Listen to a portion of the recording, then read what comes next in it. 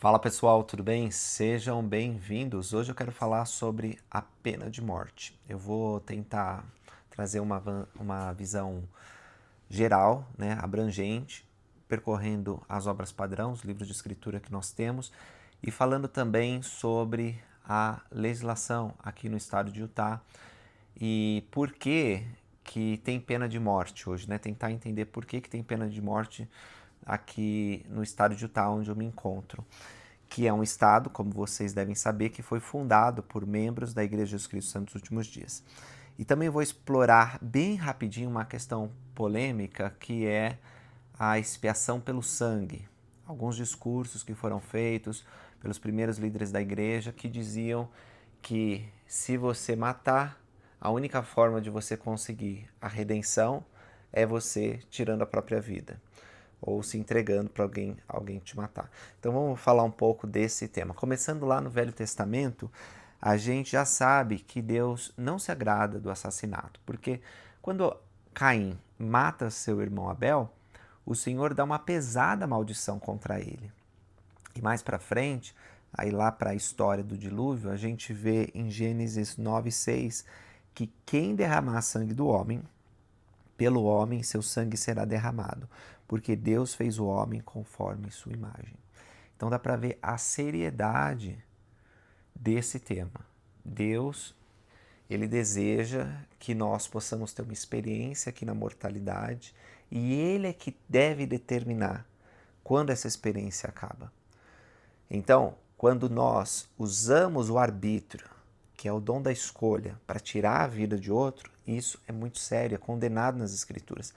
A lei de Moisés, está lá mais para frente, no Velho Testamento, ainda, né, nos primeiros livros da Bíblia, explica que não apenas os homicidas seriam condenados à morte, mas elenca várias outras coisas também que trariam a pena capital, a pena de morte. Olha só, eu separei alguns versículos em Levítico e diz, eu não sei se eu leio para vocês, acho que eu vou ler.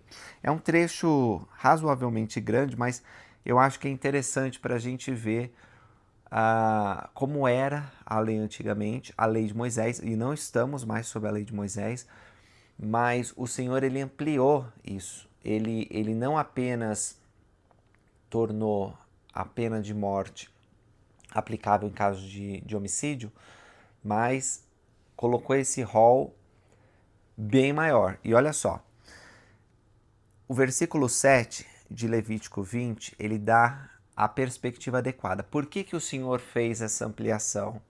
Porque ele é um povo duro e o Senhor queria santificar eles. Então começa assim: portanto, santificai-vos e sede santos, pois eu, pois eu sou o Senhor vosso Deus. E guardai os meus estatutos e cumpri-os. Eu sou o Senhor que vos santifica. Então, o propósito da lei de Moisés era santificar o povo, ajudar eles a se preparar para uma lei maior. Quando um homem amaldiçoar seu pai ou sua mãe, certamente morrerá. Olha só, a desobediência, e não apenas a desobediência, né, mas a maldição aqui, ou seja, você blasfemar contra os pais e contra os mandamentos que os seus pais te dão, isso ia ser punido com a morte, certamente morrerá. Amaldiçoou o seu pai ou sua mãe, o seu sangue será sobre ele. Então a rebeldia contra os pais era severamente punida, né? A gente até vê que o quinto mandamento é honrar pai e mãe, então isso era muito importante. No versículo 10, também o homem que adulterar contra a mulher de outro, havendo adulterado com a mulher do seu próximo, certamente morrerão, o adúltero e a adúltera. Então, quebrar a lei da castidade, que significa atentar contra o sétimo mandamento, né? Também era punido com a morte. E o homem que se deitar com a mulher de seu pai, descobriu a nudez de seu pai. Ambos certamente morrerão, e o sangue será sobre eles. Mais um crime punido com a morte aqui. Semelhantemente, quando um homem se deitar com a sua nora, ambos certamente morrerão. Fizeram confusão, o seu sangue será sobre eles.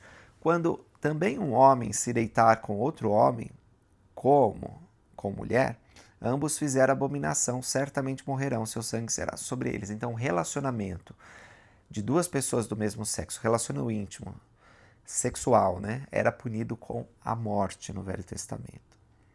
E quando um homem tomar uma mulher e a mãe dela, maldade é. Ele e elas serão queimados com fogo, para que não haja maldade no meio de vós. Então, além de sofrer a pena capital, aqui está falando o modo como deveria ser feito. Alguns desses pecados, que eram também considerados crimes civis, porque a lei de Moisés era uma lei tanto religiosa quanto uma lei civil, eles preceituavam o modo como a pessoa ia ser morta. Nesse caso aqui era fogo, mas tinha outros pecados como o adultério, que era apedrejamento. Vocês lembram que Jesus, quando aquela mulher apanhada de adultério foi levada, ele diz: quem tem pecados que atira a primeira pedra? Porque eles estavam preparados ali já para acabar com a vida dela, por meio de apedrejamento. E eles se dissiparam. Jesus estava trazendo uma lei maior, uma lei de misericórdia. Sim, era muito errado adulterar. E ele não justificou o pecado daquela mulher. Mas ele disse: vai e não peques mais. Ela poderia passar pelo processo do arrependimento e ser liberta. E ela não precisava morrer por isso. Ela podia agora consagrar a vida dela para a causa do Mestre, mudando aquela vida de iniquidade que ela tinha. Também diz aqui, quando também um homem se deitar com um animal, certamente morrerá, e matareis o animal. Coitado do bichinho, né? Mas ele morria também. Também a mulher que se chegar a algum animal, para juntar-se com ele, aquela mulher matarás juntamente com o animal, certamente morrerão, e seu sangue será sobre eles. Bom, enfim, fala bastante sobre as punições na lei de Moisés aqui. Vocês podem ler todo o capítulo, mas eu queria mostrar para vocês que existia essa ideia de justiça, justiça retributiva. Uma maneira de dizer assim, você matou, você vai morrer. Então é olho por olho, dente por dente. Mas o propósito principal, além dessas penas causarem um medo, né? Afinal, o propósito da pena é causar na sociedade um medo de cometer o crime, também havia um desejo de Deus de santificar aquele povo, de tornar ele puro. Então, o cumprimento dessa lei ia ajudar eles a chegar num nível maior de santidade.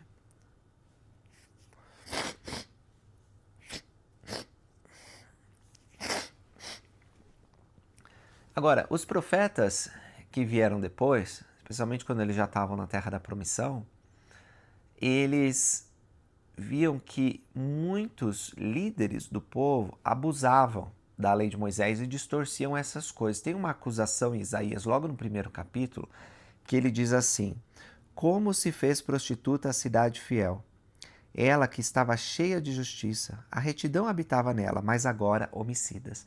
Então, eles usavam essa desculpa de que tinha uma lei prevendo a morte para determinados crimes e começavam a matar as pessoas que não concordavam com eles. Por isso que muitos profetas e santos foram mortos, porque eles se escoravam nessa lei. Eu posso matar se, sei lá, causar tumulto entre o povo. E aí fazia um monte de iniquidade. E os profetas como Isaías, Jeremias advertiam contra isso. A gente até vê que Leí, no livro de Mórmon, né, que está vivendo nessa época de Jeremias, o pessoal quer matar ele também. Ele tem que sair de Jerusalém. Então é complicado. E falando do livro de Mórmon, antes de falar do Novo Testamento, a gente também vê que havia pena capital. Nefe, ele reluta bastante de matar Labão, mas o Senhor expressamente ordena, ele faz isso. E havia casos, né, isso é um outro vídeo que a gente pode fazer, que diante da lei ele estaria justificado, mas ele falou: nunca fiz derramar sangue, né? Isso daí eu não quero fazer isso. E tem uma diferença também que eu quero lembrar rapidamente, que eu não preparei aqui para falar, mas eu só quero pontuar para vocês. Uma coisa é derramar sangue inocente. E a outra coisa que nós estamos falando aqui é a pena capital por um crime. Então, houve o devido processo dentro da lei, tá bom? E essa pessoa está sendo condenada, então é certeza que ela matou a pessoa. o outro ser que fez alguma iniquidade. É diferente se você está numa situação de guerra, onde você tira a vida de um ser humano ou de vários seres humanos porque você está defendendo a nação, você está defendendo sua família, você está defendendo sua religião. Então não estou falando de todo tipo de morte, estou falando do assassinato, quando você tira deliberadamente a vida de alguém. E isso era punido com a morte. Tanto é que Abinadi, no livro de Mórmon, ele é morto pelo rei, pela autoridade civil. Mas o rei, ele abusa de seu poder. Ele comete uma iniquidade perante o Senhor, matando um profeta que foi enviado para advertir, simplesmente porque ele não gosta do que Abinadi está falando. E se você vê lá o julgamento de Abinadi, né, e a ideia que ele e os sacerdotes têm, você dá para ver que aquilo não tem nenhum amparo racional, são motivos de opinião, motivos de religião que ele faz isso. Então estaria totalmente oposto aos preceitos da lei de Moisés, que é uma lei que eles viviam. Foi adaptado para a civilização deles, mas a gente vê que eles se esforçavam por viver os preceitos da lei de Moisés. E a gente vê também vários casos, né? Mas tem um especialmente doloroso, que é quando Alma e Amaleque estão pregando em harmonia e eles expulsam os homens que acreditam em Alma e Amaleque, pegam as esposas e filhos e jogam no fogo. Nossa, é uma cena muito, muito forte, né? Tanto que Amaleque fala, Alma, vamos estender nossa mão, usar o poder de Deus e impedir que eles façam isso. E o Espírito constrange o profeta de Deus a dizer, não podemos fazer isso agora. Deus está recebendo elas em glória. Então é muito triste ver esse tipo de coisa, né? Mas lá no Novo Testamento não tem muitas referências sobre pena de morte, mas a gente vê que Paulo, em Romanos, deixa eu ver aqui, acho que é Romanos 13, eu não tenho certeza, eu não anotei aqui, mas ele ensina que se nós fizermos o mal, temos que temer, porque vai ter o ministro, o ministro da lei civil, né? O magistrado, o governante, que pode aplicar a espada, ou seja, a pena de morte.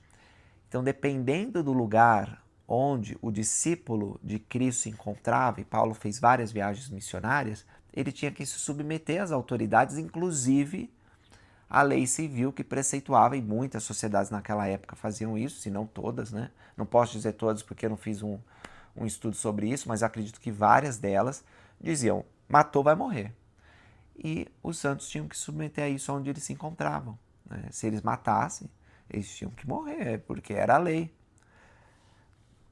E em Doutrina e Convênios, a gente tem a mais recente palavra do Senhor, Doutrina e Convênios 42. E, inclusive, o profeta Joseph Smith, na introdução, diz que Doutrina e Convênios 42 é a lei da igreja. E isso é especialmente importante para nós, porque nós estamos na dispensação final e é a lei para nós, nosso tempo. E lá no versículo 19 diz assim, e outra vez digo, não matarás, mas o que matar, morrerá. Aí quem lê esse versículo pode pensar, então Deus, está confirmado aí, Deus, ele quer a pena de morte, a pena capital, especialmente para homicídio. Porque se no Velho Testamento, no livro de Mórmon, no Novo Testamento, a gente vê esse tema sendo repetido, agora na nossa dispensação está carimbado, né? Só que quem pensa isso não leu todo o capítulo, tá certo? Porque lá no versículo 79 é dito o seguinte, isso a gente não pode esquecer. E acontecerá que se qualquer dentre vós matar, será entregue para ser julgado de acordo com as leis do país. Pois lembrai-vos de que ele não terá perdão, e o caso será provado de acordo com as leis do país. O que está dizendo esse versículo?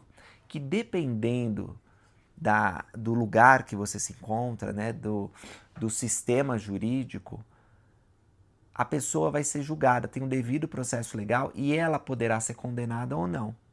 A lei de Deus determina que aquele que matar tem que morrer, mas Deus, ele reconhece que certos ordenamentos jurídicos não têm essa previsão.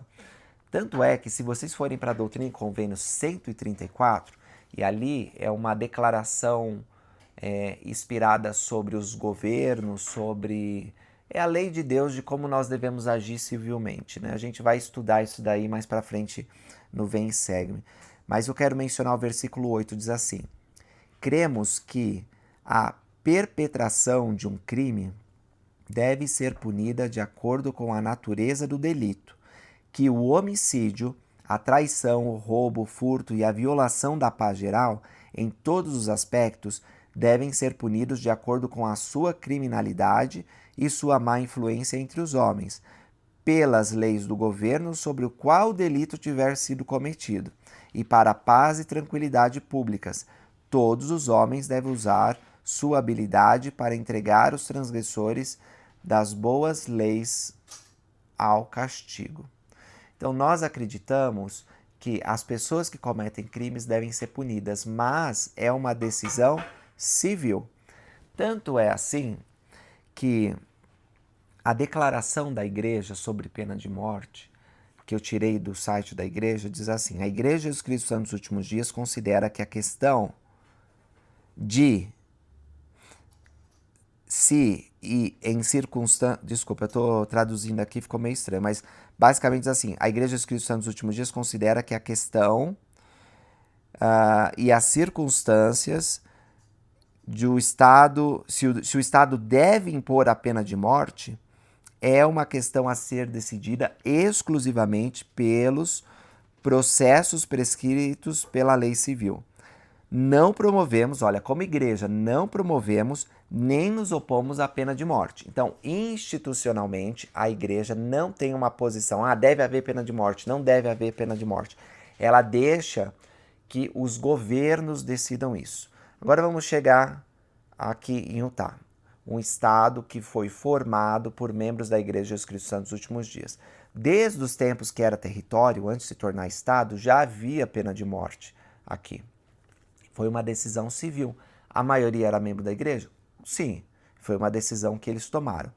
Hoje, muitos estados nos Estados Unidos não têm pena de morte, porque diferente do Brasil, a decisão com relação ao direito criminal, as penas que serão impostas, é uma decisão a nível estadual, não uma decisão a nível federal. O direito penal no Brasil, ele é federal. Então, o estado de São Paulo, por exemplo, não pode decidir mudar uma pena criminal. Isso é uma decisão da União, vai ser o Congresso que vai decidir essas coisas. Aqui nos Estados Unidos é diferente, cada estado decide. E Utah decidiu que tem pena de morte, que isso não mudou. É um dos poucos estados que ainda tem pena de morte. Tá? Eu digo ainda porque depois que surgiu o movimento dos direitos civis, depois que os direitos humanos, principalmente, né? Não os direitos civis aqui dos Estados Unidos, o movimento, eu me referi errado. Melhor falar de direitos humanos. Quando surgiu isso, muitos estados, inclusive tem impactos internacionais, eles recusam ou não gostam da pena de morte.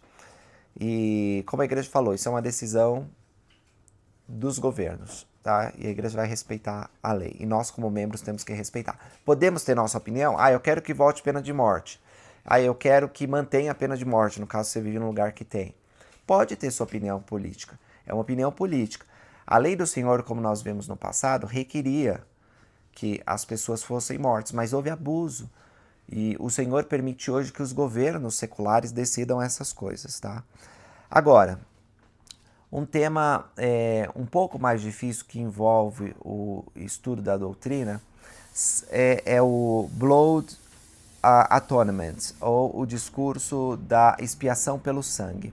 O que aconteceu? Brigham Young e alguns outros líderes daquela época, no século XIX, quando eles tinham vindo para Utah, eles faziam discursos bem duros contra a iniquidade e o pecado, tentando santificar o povo, do mesmo jeito que o Senhor tentou no Velho Testamento, no livro de Mórmon, e nossa época estava acontecendo, dizendo que não pode matar. Se você matar, e eles enfatizavam isso, olha, se você matar, é um pecado seríssimo. E aí, eles desenvolveram uma ideia que não é doutrina da igreja. Eu sei que ele era um presidente da igreja, o presidente Brigham Young. Eu sei que vários outros líderes ensinaram, mas a igreja nunca canonizou isso, não está nas nossas obras padrão e não é uma doutrina de que para você receber a remissão dos seus pecados, no caso, se você for um assassino, você precisa tirar a sua vida, ou melhor, se submeter ao Estado para que ele tire a sua vida. Só assim o seu perdão estaria completo. Basicamente isso que fala essa doutrina. E a primeira presidência, em 1889, fez uma declaração declarando que nunca houve, porque essa é a lenda que se espalhou, que os líderes da igreja, eles perseguiam os apóstatas, as pessoas que se afastavam da igreja, e mandavam que elas fossem mortas, né? Para que assim elas pudessem obter de alguma forma a remissão de seus pecados lá no outro lado do véu. Isso nunca aconteceu. Toda a investigação que foi feita, nunca se achou ninguém que tenha sido isso. Inclusive, tem Brigham Young, ele diz, tem uma declaração sobre isso, eu não trouxe aqui, mas eu quero lembrar para vocês que se alguém se afastar da igreja e revelar coisas do templo, por exemplo, na citação ela fala sobre isso, né? Ah, esse cara está revelando coisas do templo, aí o que a gente faz com ele, Brigham Young? Aí Brigham Young disse, não faz nada, a gente não tem que fazer nada, deixa ele está plantando a semente de sua própria destruição. E esse era o espírito da coisa, esse é o pensamento de Brigham Young, ele nunca ia incentivar uma violência, tá certo? Mas existia a pena de morte. Se a pessoa ela matou, a lei civil ia requerer, assim como nos tempos do livro de Mórmon, né? Lá em Alma, a gente lê que Neor, quando ele matou Gideão, ele foi punido, não pelo crime de opinião, por ele ter uma crença diferente, mas por ele ter assassinado um homem muito bom, inclusive na igreja, um servo de Deus que tinha sido instrumento de Deus para a libertação do povo de Lime. Então, por ele ter feito isso, ele teve uma morte vergonhosa. E era a lei civil, assim como a lei civil em Utah, tá certo? Agora, muito cuidado, eu posso até fazer um vídeo mais profundo sobre essa história de doutrina da expiação pelo sangue, mas eu só queria que vocês soubessem isso caso vocês... Porque está um tema relacionado, né? Nunca foi doutrina, é uma opinião, assim como o Brigham Young tinha outras opiniões, e você pode ter suas opiniões, e outros líderes da igreja tinham opiniões, mas nunca foram doutrinas. São especulações, são objetos de ponderação, mas não são estabelecidas como doutrina da igreja. Lembrando para vocês que a doutrina na igreja está nas obras padrão, os 4 livros de escritura e na voz unida da primeira presidência do Quórum dos 12 Apóstolos. Se um membro do Quórum dos 12 Apóstolos falar uma coisa bem ponderada e expressar um ponto de vista, não significa que aquilo se converte em doutrina automaticamente, tá certo? Então a gente precisa fazer essa diferenciação, porque senão a gente pode cair num equívoco pensando que tudo que foi dito é verdadeiro, e não é. Às vezes até é verdade, mas a igreja ainda não incorporou aquilo como doutrina. Então a gente precisa ter essa cautela, porque aquilo que é doutrina estabelecida tem mais valor para nós, em termos práticos e da nossa vivência religiosa, do que aquilo que é uma opinião. Pode ser uma opinião muito boa, mas não é estabelecido como doutrina, tá certo? Espero que eu tenha deixado claro sobre a pena de morte e sobre as escrituras que falam sobre isso, e especialmente de que hoje, independente da nossa opinião pessoal, se nós concordamos com pena de morte ou não, é uma decisão de Estado, uma decisão dos governos civis. E a gente, se quiser uma mudança legislativa, tem liberdade de levar os argumentos necessários para uma coisa ou outra, sem necessariamente trazer escrituras do Velho Testamento, do livro de Mórmon, que apresentam uma lei em um diferente contexto. A gente não está mais sobre a lei de Moisés, tá bom? Então, eu não vou nem deixar minha opinião pessoal aqui sobre a pena de morte, para que vocês não fiquem influenciados com o que eu penso ou não. Só quis apresentar para vocês como as escrituras e a igreja se posicionam sobre isso. Obrigado por assistirem, não esquece de curtir, de compartilhar, e nos encontramos no próximo vídeo. Até mais!